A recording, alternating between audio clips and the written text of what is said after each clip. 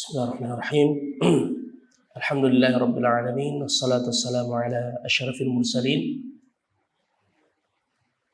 nabiyina Muhammadin wa ala alihi wa ashabihi wa man tabi'ahum bi ihsanin ila yaumiddin. Alhamdulillahilladzi ahyana ba'da ma amatana wa ilayhin nusyur. Alhamdulillahi hamdan hamda wa syukra lahu syukran syukra. Wa sallallahu ala nabiyyina Muhammadin wa ala alihi wa sahbihi wa sallam. Bapak Ibu, saudara-saudara sekalian, uhayyikum bi tahiyatil Islam. Assalamualaikum warahmatullahi wabarakatuh. Masjid apa ini? Masjid Nur Akhlak deh. Masya Allah. Yang 4 tahun yang lalu. Masya Allah. Ada laptop ini sih.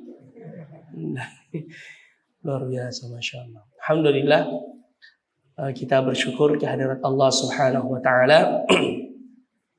Kembali kita bersua di masjid yang sudah berubah 180 derajat.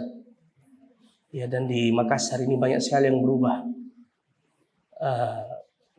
Tadi saya nyasar sampai di Universitas Indonesia Timur, sampai harus pakai Om Google ya untuk bisa sampai ke sini lagi. Ya, karena bawa mobilnya juga masih kaku-kaku. Di Saudi itu setirnya di kiri, kemudian jalannya di kanan. Makanya kalau mau pakai weser, biasa mau weser, tapi yang naik anunya, penghapus air hujannya, wipernya. Mau kasih masuk persenelan, pintu yang digosok. Alhamdulillah. Dan begitulah tabiat kehidupan, Bapak Ibu saudara-saudara sekalian. Rasanya baru kemarin. Ya, makanya dalam Al-Quran Allah mengatakan, wa yawma yahsyuruhum ka'an lam yalbathu illa sa'atan minan nahari yata'arafuna bainahum. Hari ketika mereka dibangkitkan nanti di hari kiamat, ka'an lam yalbathu, mereka merasa itu seakan mereka tidak tinggal di dunia, illa sa'atan minan nahar, kecuali hanya sekejap, sesaat dari waktu siang. Yata'arafuna bainahum, yang mana di waktu itu mereka saling kenal mengenal antara yang satu dengan yang lain. Subhanallah. Beberapa tahun kami tinggalkan kota Makassar, namun ketika kembali berjumpa dengan para ikhwah, orang-orang tercinta, terasa waktu itu begitu cepat dengan segala perubahannya. Kalau saja perjumpaan yang sesaat ini begitu menggembirakan dan membahagiakan, semoga Allah menjaga yang masih hidup, dan banyak di antara saudara-saudara kita, bahkan para pejuang dakwah, selama keberadaan kami di Saudi juga telah berpulang ke rahmat Allah. Itu membuat kita gembira dan bahagia, apalagi nanti setelah kita dipisahkan oleh kematian yang lamanya kita tidak tahu, masing-masing kita berada di kubur itu berapa lama. Kan begitu. Kita mengimani hari berbangkit. Kita kembali akan berjumpa nanti. Tapi kita tidak tahu. Kalau kita mengambil saja contoh jarak dari saat ini ke zamannya Rasulullah 1443 Hijriah. Ini hijrahnya saja. Belum lagi umat-umat sebelumnya. Sudah lebih dari 1400 tahun lamanya para sahabat itu dipisahkan dengan Rasulullah SAW, dan mereka berharap untuk dikumpulkan dengan Rasulullah SAW, yang mana beliau telah memberi kepada mereka kabar gembira, almar'u ma'a man ahab, seseorang itu akan dikumpulkan bersama dengan orang yang ia cintai nanti. Itu sudah 1000 tahun lebih dipisahkan. Dan setelah kita meninggal ini, Kapan datangnya hari kiamat kita tidak tahu. 1000 tahun kah, 100 tahun kah, ya, atau bahkan lebih dari itu, wallahu alam. Kita tidak tahu. Karena diutusnya Nabi saja itu sudah menjadi tanda hari kiamat. Ya, dan tanda-tanda hari kiamat ini semakin banyak yang terlihat. Sebagaimana yang dikabarkan oleh Nabi kita Muhammad sallallahu alaihi wasallam. Kalau tanda-tandanya sudah ada berarti sudah dekat. Wa kullu atin qarib. Dan semua yang dekat itu yang pasti datangnya adalah dekat. Makanya ketika sahabat bertanya mata sa'ah, kapan datangnya hari kiamat ya Rasulullah?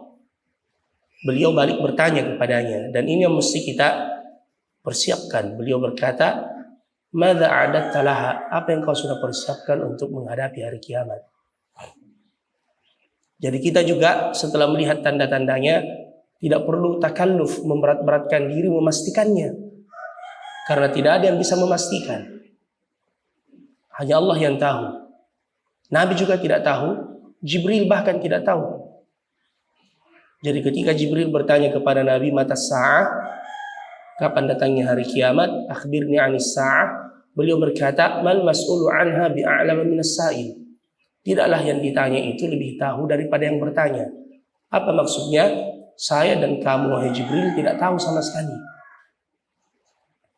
Bahkan malaikat yang ditugaskan meniup trompet untuk menandakan datangnya hari kiamat, kata Nabi, beliau melihatnya dalam perjalanan, atau beliau mengabarkan bahwasanya ia selalu mendongakkan kepalanya ke arsy menunggu perintah dari Allah. Karena dia juga tidak tahu kapan datangnya. Tapi tanda-tandanya yang disebutkan oleh Rasulullah sudah nampak, sudah terlihat. Tapi sekali lagi kita jangan takalluf. Yang menjadi inti persoalan kita sekarang adalah persiapkan diri untuk itu. Karena Allah mengatakan, wa indahu mafatihul ghaib la ya'lamuha illa hu wa ya'lamu ma fil barri wal bahr wa ma tasqutu min waraqatin illa ya'lamuha wala habbatin fi dhulumatil barri fi dhulumati al-ard al-barri wal bahr yas'alunaka 'anis sa'ati ayyana mursaha. Mereka bertanya kepadamu kapan datangnya hari kiamat. Qul innama ilmuha inda rabbi la yujalliha liwaqtiha thaqulat fis samawati wal ard la ta'tikum illa baghtah wa yas'alunaka ka'annaka hafiyyun 'anha. Qul innama ilmuha indallah.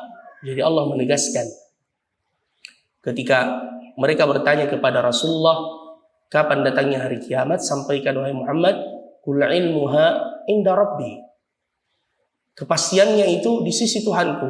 La yujalliha liwaqtiha. Dan tidak ada yang Allah beritahukan kapan datangnya. Makanya dari sekarang kita tegaskan Bapak Ibu, kalau ada orang yang dengan berani memastikan, ya seperti menyebutkan tahun, tanggal, ya misalkan jangan kita percaya. Karena Allah telah menegaskan itu.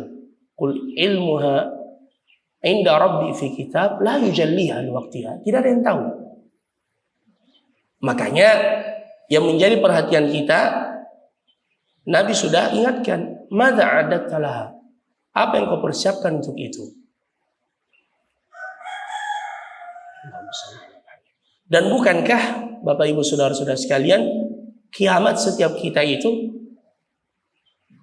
ada masing-masing di antara kita. Apa kiamatnya kita? Mati. Ya. Karena kiamat itu yang memindahkan kita dari alam dunia ke alam akhirat.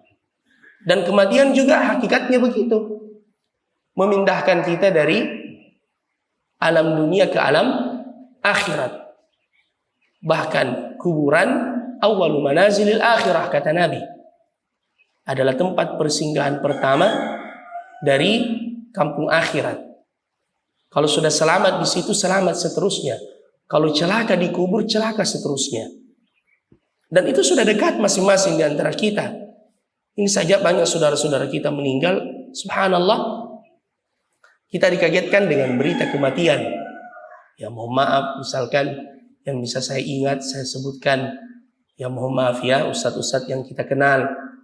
Ya, ada Pak Daing misalnya, rahimahullah, Ustadz Mansur Salim. Ya, kemudian istrinya Pak Daing, begitu pula Ustadz Abdul Rahim, begitu pula Ustadz Ishak Subuh, ya. Dan baru-baru sebelum kami pulang atau hari kepulangan kami, Bang Dul, Ustadz Abdullah Mahir, ya. Dan mungkin juga ada tetangga-tetangga masjid kita, ya, atau keluarga kita, kerabat kita, ikhwah kita, dan kita tidak tahu. Ya boleh jadi ini kemarin waktu Ustadz Ismail jazakallah khairan, kami membicarakan ta'lim di Nur Akhlak ini. Makanya memang Nur Akhlak ini sangat diprioritaskan Ji. Ya, pokoknya saya tidak tahu kenapa. Ya, tentu juga masjid-masjid yang lain, tapi yang langsung teringat Nur Akhlak. Ya, Nur Akhlak. Kalau masjid-masjid yang lain ini sudah luar biasa yang minta jadwal, kasih judul dan tema. Kalau Masjid Nur Akhlak ini saya langsung bilang kasih serial. Kalau serial berarti bersambung itu. Ya. Ya, dan hari ini mukaddimah. Mudah-mudahan setelah mukaddimah tidak langsung penutup. Ya. Ala kulli hal, Bapak Ibu saudara-saudara sekalian, ini sebagai ungkapan rasa saja, ya, dan semoga Allah mengumpulkan kita dalam keistiqomahan, insyaallah, dan mematikan kita dalam keislaman, dan kita saling menasihati dalam kebaikan dan ketakwaan, ya, dan saling ta'awun dalam ketakwaan, ketaatan kepada Allah Subhanahu wa taala. Kita juga doakan Ustadz kita, Ustadz Bahrun Nida, ya, agar beliau diberi kesembuhan oleh Allah Subhanahu wa taala. Beliau dalam kondisi sakit. Kalau tidak salah taklim beliau hari Ahad, ya. Ahad subuh seperti ini atau bergantian. Ya, ala kullin, semoga Allah menyembuhkan orang-orang yang sakit dari kita insyaallah. Pembahasan kita ini sebagaimana yang telah kita sampaikan sebelumnya adalah surah Yusuf. Saya tidak pernah bosan membahas surah ini karena surah ini memang surah yang luar biasa, menjadi hiburan, ya, bagi orang-orang yang bersedih, dan merupakan kisah yang sempurna. Makanya disebutkan di sini sebagai ahsanul qasas, sebaik-baik kisah. Ulama kita mengatakan karena lengkap di dalamnya, ada gembira, ada kesedihan, ada pertemuan, ada perpisahan, ada malikun, raja, ada mamluk, ya, ada yang jadi hamba, ada hasidun, ada mahsud, ada orang hasad, ada yang dihasadi, kemudian ada asyikun wa ma'syuk, ada yang jatuh cinta, ada yang dijatuh cintahi, ada zalimun wa mazlum, ada yang dizalimi dan ada yang berbuat zalim, ada habisun wa mahbus, ada yang dipenjara, ada yang memenjarakan. Kisah ini kompleks sekali, ya. Tentu kita sering mendengarkan atau membacanya. Dan satu-satunya kisah yang semuanya berakhir dengan baik. Biasanya kan kalau ada kisah atau katakanlah kisah-kisah khayalan, buatan, katakanlah misalnya film-film, biasanya itu terakhir yang mati bajingannya. Tolongnya, kalau tidak mati terhormat, ya, dia muncul belakangan jadi pahlawan. Ya. Kalau ini semuanya berakhir dengan baik. Nabi Yusuf berakhir dengan kemuliaan, saudara-saudaranya juga begitu. Dimaafkan dan diampunkan, bahkan keluar dari keturunan mereka dari usulnya Bani Israel, anak dari Yakub alaihissalam. Begitu pula wanita yang menggoda Nabi Yusuf juga akhirnya mengaku, ya, dan bertaubat kepada Allah. Begitu pula wanita-wanita yang menggodanya. Begitu pula sang raja yang memenjarakannya. Ya, begitu pula bapaknya yang dulu buta kembali melihat. Jadi kisah ini luar biasa. Berawal dengan penderitaan, berawal dengan ujian, berakhir dengan keindahan. Ya, dan tidak ada dendam pada akhirnya. Berawal dengan hasad, di antara saudara, tapi berakhir dengan pemaafan di antara mereka. Luar biasa ini sikap pemaaf dari Nabi Yusuf, terutama kepada saudara-saudaranya. Setelah beliau mendapatkan kekuasaan, beliau mampu untuk balas dendam. Dan saudara-saudaranya ini sampai setelah mereka berada di depannya Nabi Yusuf dan mereka tidak mengenalnya, masih juga menjelek-jelekkan Nabi Yusuf. Dia mengatakan, iyasrik faqad saraka akhul lahu min qabl. Ya, kalau Bunyamin atau saudara kami itu mencuri, sebagaimana skenario dari Nabi Yusuf, maka saudaranya juga dulu itu Yusuf yang dimaksud pencuri. Padahal sudah Yusuf ini di depannya, mereka cuma tidak mengenalnya. Tapi Nabi Yusuf, coba lihat, ini pelajaran yang sangat penting dan akan kita sampaikan nanti. Allah mengatakan, fa asarraha Yusufu fi nafsi. Yusuf menahan baik-baik itu di dalam hatinya. Kalau kita mungkin ya kurang ajar memang kalian ya. Tapi Nabi Yusuf tidak. Dia sembunyikan di dalam hatinya. Dia menginginkan kebaikan yang lebih besar. Dan begitulah perdamaian. Terkadang perlu kita tekan ini dada walaupun makan hati. Ya. Yang namanya pemaafan itu saling memaafkan. Sikap ego itu harus ditekan. Karena itu datangnya dari syaitan. Makanya Nabi Yusuf tidak menyalahkan mereka. Beliau berkata apa? Ya, qad ahsana bi id akhrajani minas sijni wa jaa bikum minal badwi min ba'di an nazagha asyaitanu baini wa baina ikhwati. Ini di akhir kisah. Ia berkata kepada bapaknya, ya, sungguh Tuhanku telah berbuat baik kepada aku, wahai bapakku, mengeluarkanku dari penjara dan mendatangkan saudara-saudaraku dari pedalaman Al-Badu datang ke sini setelah hubungan saya dengan mereka dirusak oleh syaitan. Ini luar biasa ini. Makanya surah Yusuf ini di dalamnya penuh dengan tarbiyah, adab, iman, tazkiyatun nafs. Terutama masalah ini. Makanya Nabi mengingat ini kondisinya Nabi Yusuf. Ya, saat beliau menaklukkan kota Mekah yang sebelumnya beliau diusir. Ya, beliau kembali menaklukkan kota Mekah. Penduduk kota Mekah didadap dengan serangan atau penaklukan dari kota Mekah yang dipimpin oleh Nabi. Bahkan beliau menghancurkan berhala-berhala yang mengelilingi Ka'bah pada waktu itu. Mereka mengumpulkan mereka. Sebagian sudah ada yang ketakutan. Mati mija. Muhammad datang balas dendam. Ternyata tidak. Nabi bertanya kepada mereka, "Madza tazunnuna anni fa'ilun bikum?" Kira-kira menurut kalian saya mau apakan kalian? Ya. Beliau mengatakan, mereka mengatakan, "Akhun karim, ibnu akhin karim." Kamu ini saudara kami yang mulia, anak dari keturunan yang mulia. Akhirnya Nabi mengatakan, "Idhabu antumut thalaqa." Pergi kalian bebas. Tidak ada dendam hari ini. Siapa yang masuk rumahnya dia aman. Siapa yang masuk masjid dia aman. Siapa yang masuk rumahnya Abu Sufyan dia aman. Ya. Begitu pula Aisyah radhiyallahu anha ketika dituduh berzina dengan sahabat yang mulia Safwan ibn Mu'attal, dan tidak ada yang percaya akan kesucian beliau sebelum turunnya ayat dari Allah yang menegaskan kesucian Aisyah dan berlepas dari tuduhan itu. Beliau cuma berkata, saya tidak bisa mengatakan apa-apa kecuali sebagaimana perkataannya Ya'qub, fasabrun jamil wallahu musta'anu ala ma tasifun. Kesabaran yang indah, dan Allah sebaik-baik tempat meminta pertolongan dari apa yang kalian tuduhkan. Ini juga sikap yang mesti dimiliki oleh orang yang beriman kalau ia mendapatkan misalkan fitnah dan tuduhan yang keji. Dia berusaha untuk memberikan penjelasan, tapi selebihnya serahkan pada Allah dan bersabar, karena kebenaran itu akan tersingkap walaupun terkadang butuh waktu. Ya. Tapi Allah akan memenangkan itu pada akhirnya. Ya.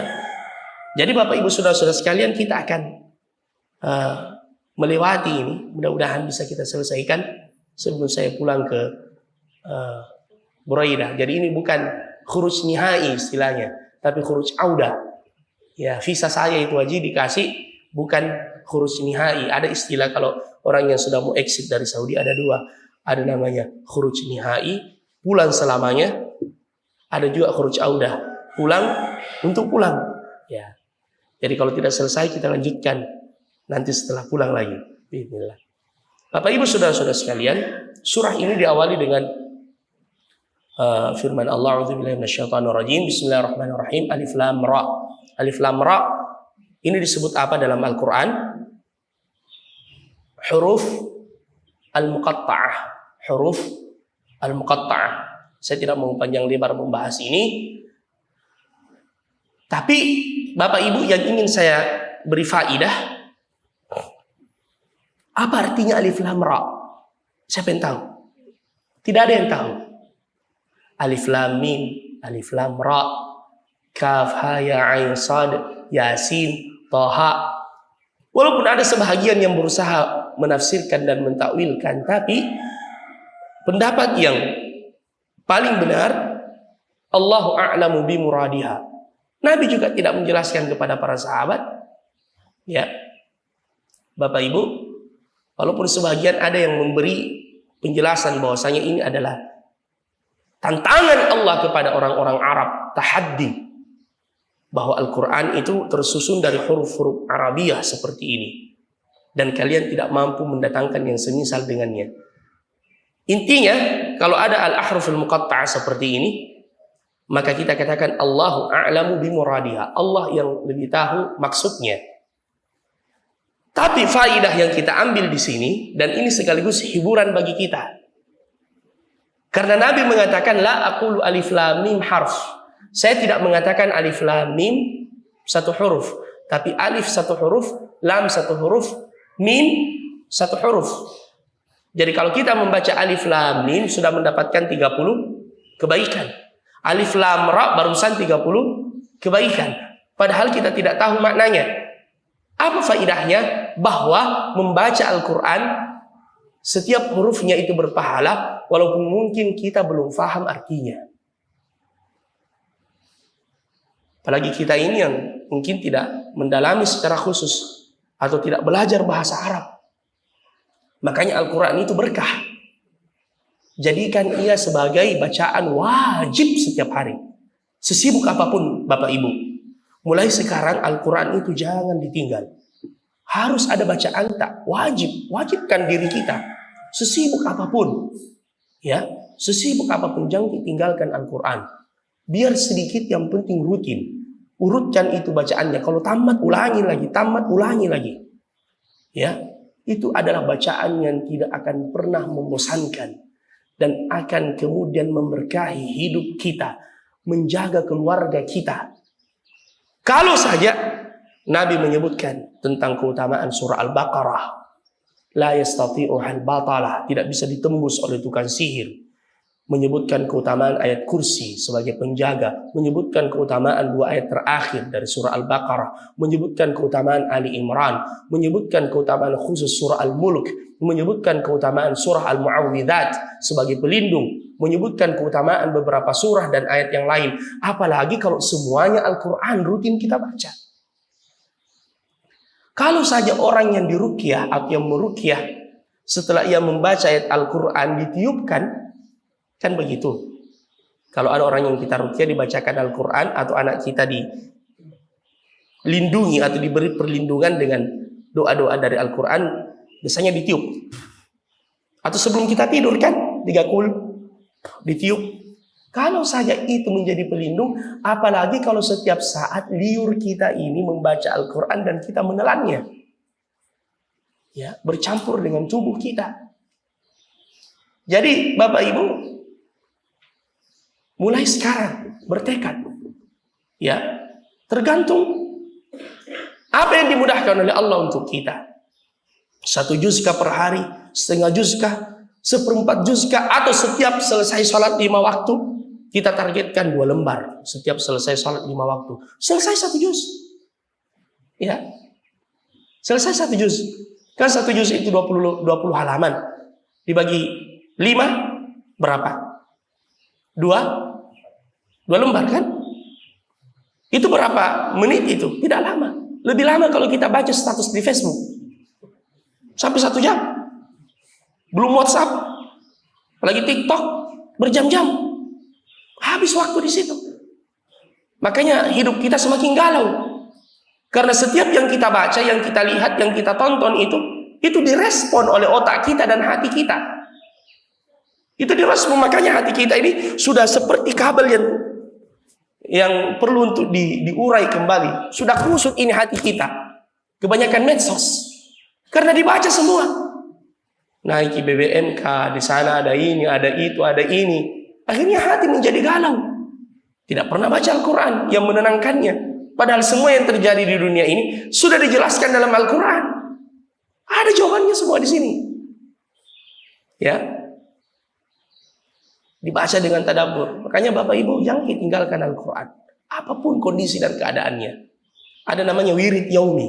Makanya Nabi mengatakan siapa yang tidak sempat membaca wiridnya di malam hari, kemudian dia membacanya di siang hari, maka seperti seakan ia membaca di waktu malam. Ini menunjukkan apa? Giat membaca Al-Quran. Ya, insya Allah Allah akan berkahi hidup kita. Bapak Ibu saudara-saudara sekalian. Tilka ayatul kitabil mubin. Ya, tilka ayatul al-kitabil mubin. Itulah Al-Quran. Di dalamnya terdapat ayat-ayat yang nyata. Ya, di awal Al-Baqarah Allah mengatakan, "Dzalikal kitabu la raiba fi." Ini adalah kitab yang tidak ada keraguan di dalamnya. Hak dari Allah Subhanahu wa taala. Petunjuk dari Allah, hudal lil muttaqin. Petunjuk bagi orang-orang yang bertakwa. Jadi kalau tidak mau tersesat, ikuti Al-Qur'an. Karena ia petunjuk bagi orang-orang yang bertakwa. Makanya Allah mengatakan, "Wa nunazzilu minal Qur'ani ma huwa shifaa wa rahmatul lil mu'minin." Al-Quran diturunkan sebagai obat dan rahmat bagi orang-orang yang beriman. Adapun yang tidak mau mengambil Al-Quran, wala yazidul zalimina illa khasara, dan tidak menambahkan bagi orang-orang zalim Al-Quran itu kecuali kerugian. Ya, hati-hati kimat. Makanya ada tuh orang yang kurang ajar pada Al-Quran. Dia bilang apa itu Al-Quran? Cuma kisah-kisah yang diulang-ulangi.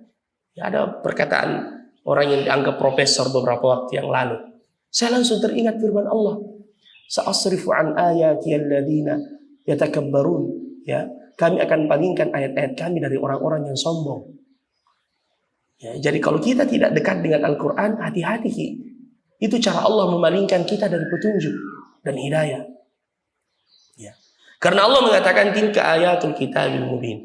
Kemudian Allah pada ayat yang kedua, inna anzalnahu Qur'anan Arabiyyan. Kami menurunkan Al-Quran yang berbahasa Arab, la'allakum ta'qilun, agar kalian memahaminya dengan baik. Di sini tafsirnya disebutkan inna anzalnal Qur'ana bi lughatil Arab la'allakum tafhamuna ma'ani. Dan bahasa Arab ini bahasa yang luar biasa.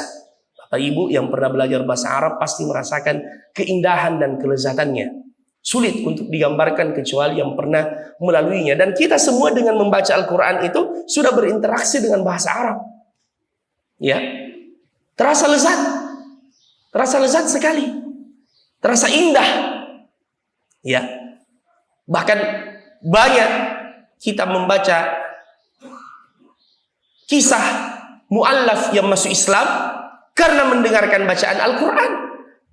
Tersentuh hatinya padahal tidak faham maknanya.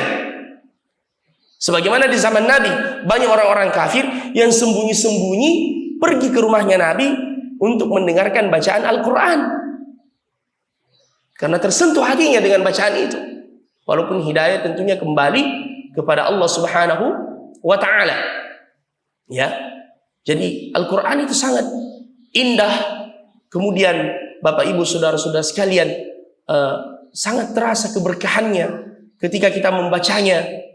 Ya, anak-anak kita kalau membaca Al-Quran, ya baru misalkan surah-surah pendek yang dia baca itu sangat menenangkan hati kita mendengarkannya.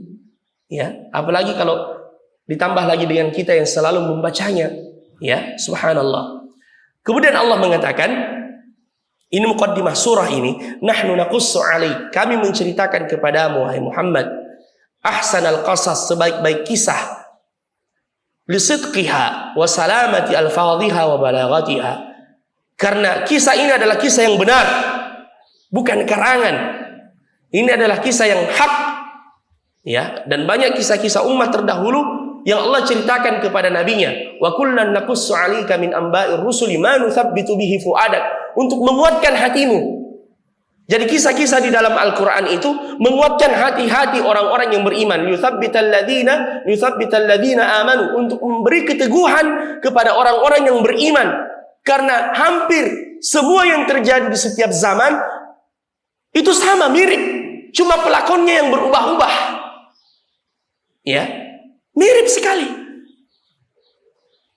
Cuma pelakonnya yang berganti. Bapak Ibu saudara-saudara sekalian, silakan kita tadabburi Al-Quran. Ya. Jadi membaca kisah-kisah Al-Quran menguatkan hati-hati kita. Ya, makanya sebagian ulama mengatakan surah Yusuf ini adalah Makkiyah, diturunkan sebelum hijrah. Terdapat 111 ayat, semuanya Makkiyah, kecuali 4 ayat yang diperselisihkan oleh para ulama, dan diturunkan kepada Nabi. Salah satu di antara hikmahnya menghibur beliau, karena bertepatan dengan kematian dua orang yang beliau cintai, Khadijah binti Khuwailid dan Abu Talib. Sehingga dikenal dalam sirah dengan Amul Huzni, hari yang penuh dengan, tahun yang penuh dengan kesedihan. Karena tidak ada yang berani kurang ajar kepada Rasulullah kecuali setelah kematiannya Abu Talib. Juga sandaran utama beliau Khadijah. Khadijah ini seorang wanita yang kaya raya, memberikan semua yang ia miliki untuk dakwahnya Rasulullah. Wanita pertama yang menghibur Nabi ketika mendapatkan wahyu, berjumpa dengan Jibril dan beliau melihat rupa aslinya. Bayangkan, kita saja ini kalau ada turis asing atau dari Afrika yang datang dengan tingginya yang luar biasa, kaget-kaget kita melihat. Ya, begitu pula sebaliknya, kalau kita ke sana mereka juga kaget-kaget lihat kita. Ya. Apalagi lihat Jibril, 600 lembar sayap. Kalau beliau bentangkan saja satu, itu menutupi ufuk, dilihat langsung oleh Nabi. Makanya beliau pulang ke rumah menggigil ketakutan. Beliau berkata, dafiruni, dafiruni, zammiluni, zammiluni, selimuti aku, menggigil. Siapa yang tampil di sini? Khadijah. Beliau mengatakan, wallahi la yukhziyakallahu abada. Demi Allah, Allah tidak akan membuat engkau itu sengsara. Allah akan memuliakanmu. Engkau adalah orang yang selalu menyambung tali silaturahim. Engkau adalah orang yang memuliakan tamu. Engkau adalah orang yang selalu mendamaikan orang yang berselisih, menanggung beban orang lain. Makanya ini juga berita gembira Bapak Ibu. Selama selalu kita berbuat baik kepada orang, tenang maki, Allah tidak akan menyia-nyiakan kita. Ya, perbaiki hubungan tak dengan Allah, perbaiki hubungan tak kepada sesama manusia, insya Allah dijamin hidup tak oleh Allah. Allah itu maha mulia, membalas kebaikan dengan kebaikan. Khadijah bintu Khuwailid. Ya, makanya Nabi radhiyallahu alaihi salam bahkan setelah meninggalnya Khadijah, beliau selalu menyebut-nyebutnya. Ya, sampai-sampai Aisyah yang tidak pernah berjumpa dengan Khadijah cemburu pada Khadijah. Padahal Khadijah sudah meninggal. Ya, dan puncaknya itu ketika dia berkata kepada Nabi, "Ya Rasulullah, cukuplah menyebutkan wanita tua itu. Allah telah menggantikannya dengan yang lebih baik darinya." Dan dia maksudkan dirinya. Ya, namanya kecemburuan antara istri-istri itu wajar. Tapi Nabi kemudian mengatakan, wallahi tidak ada yang bisa menggantikan kedudukannya. Dia yang membenarkan aku saat semua orang mendustakanku. Dia yang memberikan semua hartanya untukku, semua anak-anakku darinya. Ya, ini Nabi ingin menjelaskan keutamaan Khadijah. Ya, makanya istri-istri beliau kalau lagi masak, ya dan berlebih, biasanya sengaja Nabi menyuruh untuk dibagikan kepada teman-temannya Khadijah, sahibat Khadijah. Ya, makanya Allah menghibur nabinya dengan dua hal. Ditambah lagi dengan kematian pamannya tadi Abu Talib yang kita sebutkan ya, yang mati dalam kesyirikan, tapi sangat membantu Nabi. Bahkan dia lebih cinta kepada Rasulullah ketimbang cintanya kepada anak-anaknya. Tapi hidayah ada di tangan Allah. Bapak Ibu saudara-saudara sekalian, Allah menghiburnya dengan dua. Diperjalankan dalam peristiwa Isra dan Mi'raj, kemudian juga diturunkan kepada beliau surah Yusuf.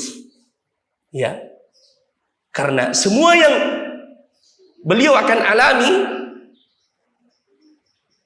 persis seperti apa yang dialami oleh Nabi Yusuf. Diusir dari kampung halamannya, dari kota Mekah. Ya, begitu pula makar saudara-saudaranya, keluarganya, kerabatnya. Begitu pula fitnah yang melanda keluarganya, dan seterusnya dan seterusnya. Baik. Wa in kunta min qablihi laminal ghafilin. Coba kita perhatikan ini. Walaupun engkau sebelumnya termasuk orang yang lalai. Di sini dapat kita mengambil pelajaran bahwa semakin jauh kita dari Al-Qur'an, maka kita akan semakin lalai. Ya, karena Allah mengatakan wa in kunta min qablihi laminal ghafilin. Sekarang mulai masuk kisahnya. Idz qala Yusuf li abi. Ketika Yusuf berkata kepada bapaknya. Siapa nama bapaknya Yusuf? Ya'qub alaihissalam. Ya abati, wahai bapakku, inni ra'aitu ahada asyara kawkaban. Saya melihat 11 bintang. Wasyamsa, matahari, wal qamar, dan bulan, ra'aituhum li sajidin. Saya melihat semuanya ini bersujud kepadaku. Apa jawaban bapaknya? Ya bunai, wahai anakku, la taqsus ru'yaka ala ikhwatika. Jangan kau ceritakan mimpimu ini kepada saudara-saudaramu. Fayakidu laka kaida, sehingga mereka akan melancarkan kepadamu makar. Mereka akan hasad. Inna syaitana, coba kita perhatikan ini, penyakit hasad itu, penyakit iri dan dengki itu, kebencian kepada orang lain dari syaitan. Lil insani adu mubin. Sesungguhnya syaitan kepada manusia adalah musuh yang nyata. Ya, jadi perhatikan bahwa semuanya itu datangnya dari syaitan. Baik. Jadi Nabi Yusuf menceritakan mimpinya kepada ayahnya. Dan mimpi itu Bapak Ibu saudara-saudara sekalian, bagi para nabi dan rasul adalah wahyu dari Allah. Ya, wahyu dari Allah. Bahkan Nabi sebelum mendapatkan wahyu secara langsung dari Jibril alaihissalam, dengan diturunkannya surah Al-Alaq, beberapa ayat di awal surah Al-Alaq yang beliau lihat sebelumnya adalah mimpi. Ya. Sehingga ketika Jibril datang, beliau dipeluk erat-erat sampai beliau tidak bisa bernafas. Bahkan beliau merasa sudah melihat kematian. Kemudian dilepas lagi oleh Jibril, dipeluk lagi sampai beliau sesak. Begitu beberapa kali Jibril lakukan kepada Nabi. Apa kata para ulama? Salah satu di antara hikmahnya untuk kemudian menyampaikan kepada Rasulullah bahwasanya yang sekarang ini wahai Muhammad kenyataan, bukan mimpi. Kan kita biasa seperti itu. Ya, misalkan ya seperti sebagian ikhwah kemarin nih, tiba-tiba ketemu saya misalnya, dia tidak sadar. Kayak mimpi Kak kurasa Ustaz. Kita gitu. Ya. Nah, jadi biasa dia cubit badannya untuk mengingatkan ini nyata ini. Makanya Jibril memeluknya dengan erat. Begitu pula dengan orang-orang yang beriman, bahkan tidak tersisa dari kabar-kabar gembira al-mubasysyirat setelah terputusnya wahyu kecuali lewat mimpi.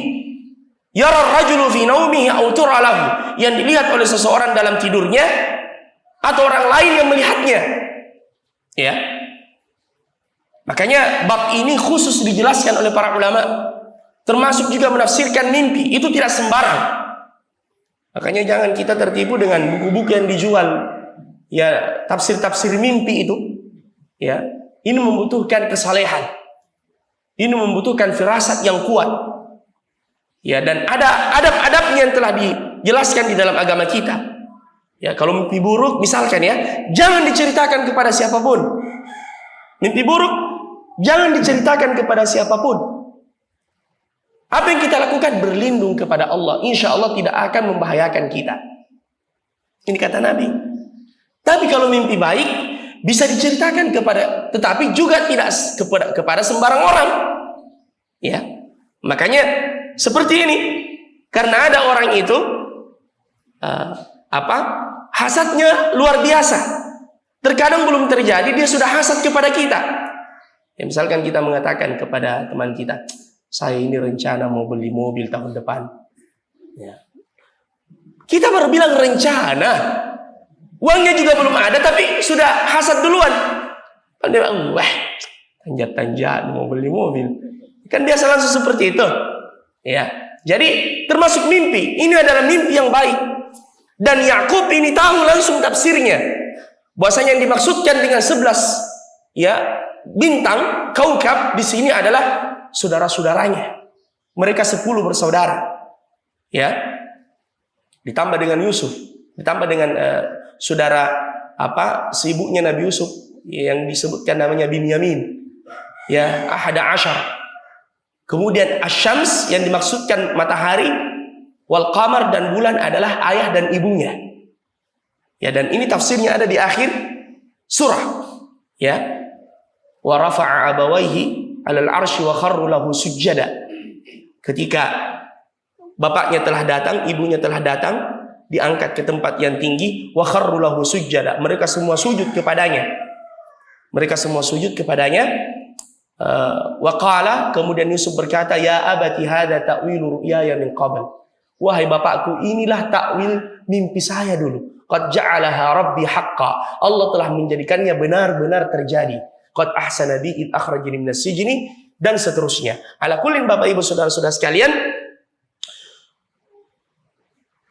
Yakub tahu bahwasanya yang dimaksudkan di sini adalah saudara-saudaranya, dan beliau sudah melihat, karena memang di sini Yakub memberikan rasa cinta yang berlebih kepada Nabi Yusuf alaihissalam, sebagaimana perkataan dari saudara-saudaranya itu sendiri. Mereka mengatakan, idh qalu la Yusuf wa akhuhu ahabbu ila abina minna wa nahnu usbah inna abana la fi dhalalin mubin. Ketika mereka berkata bahwasanya Yusuf itu dan saudaranya Binyamin lebih dicintai oleh ayah kita ketimbang kita ini. Nah, makanya di sini juga pelajaran Bapak Ibu. Rasa cinta yang seperti ini, misalkan ada orang yang memiliki beberapa orang anak, yang dia lebih cinta kepada beberapa di antara mereka atau seorang di antara mereka, itu adalah sesuatu yang sifatnya fitrah. Sama suami yang memiliki lebih dari salah seorang istri. Terkadang ada yang cintanya lebih kepada seorang istri ketimbang yang lainnya. Begitu pula seorang ayah kepada anak-anaknya. Itu fitrah. Dan seseorang tidak dicela dengan itu. Tetapi dalam penampakan dan perlakuan dan sikap tidak boleh beda-beda. Tidak boleh beda-beda. Karena Nabi mengatakan, ittaqullaha wa'dilu baina auladikum. Takutlah kalian kepada Allah dan adillah kalian di antara anak-anak kalian. Ya, makanya ulama kita mengatakan hatta fil qublah, sampai ketika kita mencium anak-anak kita. Ya, apalagi yang masih kecil-kecil ini. Subhanallah, jangan yang satu dicium luar biasa, masya Allah. Kemudian ada saudaranya di situ tidak dicium, jangan begitu. Ya, biar sibuk, biar buru-buru, sempatkan cium juga dia. Kalau tidak, akan ada hasad di dalam hatinya. Kenapa dia dicium, saya tidak? Ya, hati-hati. Nabi mengatakan, idilu baina auladikum. Adillah kalian di antara anak-anak kalian. Ini pelajaran Bapak Ibu, saudara-saudara sekalian. Begitu pula dalam pemberian, perhatian. Walaupun mungkin dalam hati ada yang lebih condong kepada salah seorang di antara mereka dengan beberapa sebab. Misalkan, ya, ada tetangga saya di Bulukumba, ya, orang awam, ya, kalau anaknya berkelahi, ya, dia anaknya diprotes langsung. Kita itu mama, kalau ini yang salah, kakak yang salah, kita bela-bela. Dia bilang, memang karena aku saya mintongi dari kau. Saya pernah dengar dia bilang begitu. Itu saya masih kecil. Ya, usut punya usut, ternyata ini anak memang lama ditunggu-tunggu, anak pertama. Ya, lama ditunggu-tunggu. Ada beberapa yang lahir sebelumnya meninggal semua. Ya, terakhir dia yang selamat. Makanya rasa sayangnya itu berlebih. Boleh, tidak mengapa, tapi tidak boleh dinampakkan kepada anak-anak yang lain. Penampakan harus adil. Al-qublah, ya, dalam perhatian, kasih sayang, dan seterusnya. Karena kalau tidak bisa menimbulkan hasad. Dan ini sudah dilihat oleh Yakub. Ini saudara-saudaranya ini iri kepada Nabi Yusuf alaihissalam dan saudaranya. Ya, sehingga dia mengatakan, la taqsus ru'yaka ala ikhwatika fayakidu laka kaida. Dan ternyata betul. Ya, saudara-saudaranya Nabi Yusuf ini iri, ya, kepada Nabi Yusuf alaihissalam. Sampai-sampai ada salah seorang di antara mereka mengatakan, "Uqtulu Yusuf." Bunuh saja Yusuf, ya. Awitrahu, atau asingkan dia, yakhlu lakum wajhu abikum. Jauhkan dia dari ayah kalian. Wa takunu min ba'dihi qauman salihin. Baru setelah itu kita bertobat. Nah, ini sebagian orang begitu. Dia bilang, terakhir ini. Sudah ini bertobat, Mak. Ya. Ini sama dengan perkataannya saudara-saudaranya Nabi Yusuf.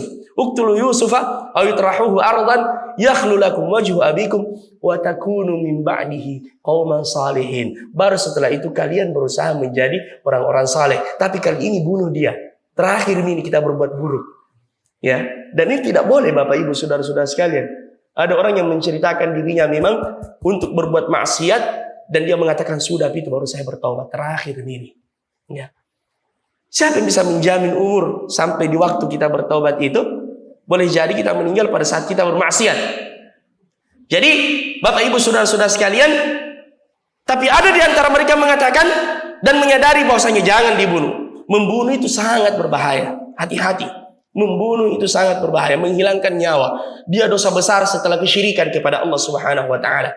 Ya, walladzina la yad'una ma'allahi ilahan akhar wa la yaqtuluna an-nafsa allati harramallahu illa bil haqq. Ya, Allah mengurutkan itu, orang yang tidak melakukan kesyirikan dan tidak membunuh jiwa. Makanya dalam Islam pembunuhan itu adalah sesuatu yang sangat dilarang, dosa besar. Bahkan Allah mengatakan man qatala nafsan bighairi nafsin aw fasadin fil ardi faka'annama qatala an-nasa jami'a. Siapa yang membunuh satu jiwa seakan ia membunuh seluruh manusia. Ya. Ini dalam Islam Bapak Ibu, saudara-saudara sekalian. Ya. Islam yang penuh dengan rahmat dan kasih sayang. Makanya dia mengatakan, la taqtulu Yusuf. Jangan kalian membunuh Yusuf. Ya, bagaimanapun juga namanya saudara masih ada rasa cinta di dalam hatinya. La taqtulu Yusuf. Lalu apa yang kita lakukan? Wa alquhu fi ghayabatil jubb. Masukkan saja dia dalam sumur. Ya. Yaltaqithu ba'du sayyarah.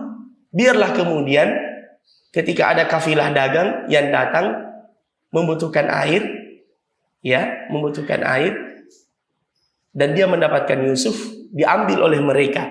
In kuntum fa'ilin. Ya, akhirnya mereka sepakat seperti itu. Baik, kalau begitu ini saja yang kita lakukan. Ya, karena Yusuf ini sudah sangat disayang oleh ayah kita ini tidak diperhatikan. Ya, makanya mereka datang kepada bapaknya dan mengatakan, qalu wahai bapak kami, malaka la ta'manna ala Yusuf. Mengapa engkau tidak mempercayakan dan tidak merasa aman dengan keselamatan Nabi Yusuf? Wa inna lahu lanasihun. Kami ini kata saudara-saudaranya, wa inna lahu lanasihun, ay wa inna lamushfiquna alaihi nar'ahu mimma yadurru. Kami menyayanginya wahai ayah kami. Ya. Kami akan menjaganya, jangan khawatir. Ya, dan di sini pelajaran. Kalau ada orang yang kita sudah curiga dia akan berbuat keburukan, maka jangan percaya dengan kata-katanya yang manis. Janji-janjinya yang manis. Ya. Seperti ini dia mengatakan wa inna lahu lanasihun. Jangankan saudara-saudaranya Nabi Yusuf. Iblis saja menjerumuskan Adam dan Hawa. Bahkan dia bersumpah, inni laka minan nasihin. Saya ini orang yang sangat menginginkan kebaikan dan memberi nasihat kepadamu wahai Adam. Ya. Jadi dia mengatakan wa inna lahu lanasihun. Arsilhu ma'ana. Biarkan dia pergi bersama dengan kami besok yarta' wa yal'ab. Kami bermain-main di sahara, ya, di gurun, ya. Natamatta' bit ta'ami wa namrah. Wa inna lahafizun, dan kami akan menjaganya dengan baik wahai ayah kami, jangan khawatir. Bapaknya mengatakan, dan dia sudah mulai ada firasat, inilah hazununi an tadhhabu bihi. Saya ini akan merasa sedih ketika kalian membawanya. Wa akhafu ayyakulahu dhi'b, dan saya khawatir nanti dia dimakan serigala. Wa antum anhu ghafilun, dan kalian lalai darinya. Subhanallah, coba kita lihat ini pengaturan Allah. Perkataannya Yakub ini yang memberikan petunjuk kepada mereka nanti apa yang dilakukan kepada Yusuf. Ya. Ini pengaturannya Allah. Yakub sendiri yang memberi petunjuk bahwa kasih begitu saudaramu. Ya, padahal mereka itu tidak pernah memikirkan bahwasanya nanti diskenariokan dia bawa bajunya Nabi Yusuf, kemudian dikasih darah, Kemudian mereka mengatakan, dimakan betul ki serigala. Ya. Jadi dia berkata, wa akhaf ayakulahu dhi'b wa antum anhu ghafilun. Akhirnya mereka mengatakan, qalu lain akalahu dhi'b wa nahnu usbah inna idzal la khasirun. Bagaimana mungkin dia akan diterkam oleh serigala padahal kami banyak ini, tidak ada serigala yang berani mendekat. Ya. Akhirnya falamma dhahabu bihi, ketika mereka membawa Nabi Yusuf, wa ajma'u, dan mereka sepakat ayaj'aluhu fi ghayabatil jub, memasukkannya ke dalam subur, wa auhayna ilaihi, kami memberikan wahyu kepada Yusuf dalam sumur.